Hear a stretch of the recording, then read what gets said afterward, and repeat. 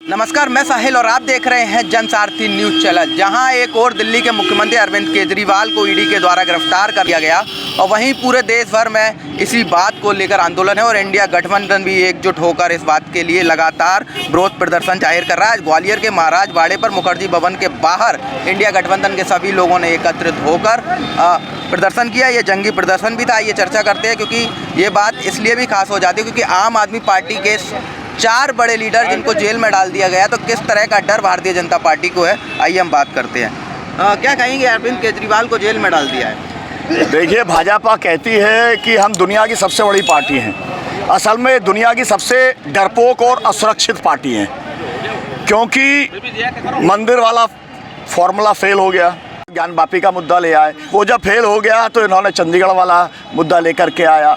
तो एक के बाद एक जो ये चाल चलते हैं, विपक्ष उसकी तोड़ तत्काल निकाल लेता है, जनता खड़ी हो जाती है, तो फिर ये नया मुद्दा ढूंढते हैं। अब इलेक्टोरल बॉन्ड में ये फंस गए क्योंकि सुप्रीम कोर्ट ने खुलासा सब कुछ कर दिया।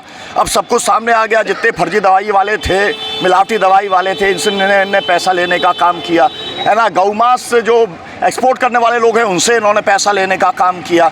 तो अब ये फंस गए।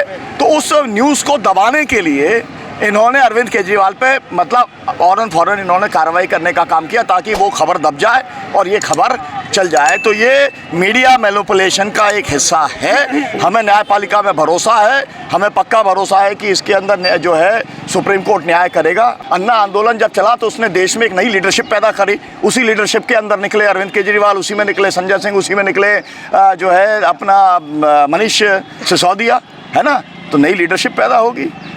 जब किसी की गिरफ्तारी अगर किसी को करनी होती है तो स्वाभाविक सी बात है, ये तो नहीं कहेंगे कि कोई अच्छा काम किया है इसलिए अरेस्ट कर रहे हैं। कोई आरोप तो लगाएंगे ही, लेकिन हमें देखना पड़ेगा कि आरोप में सत्ता कितनी है।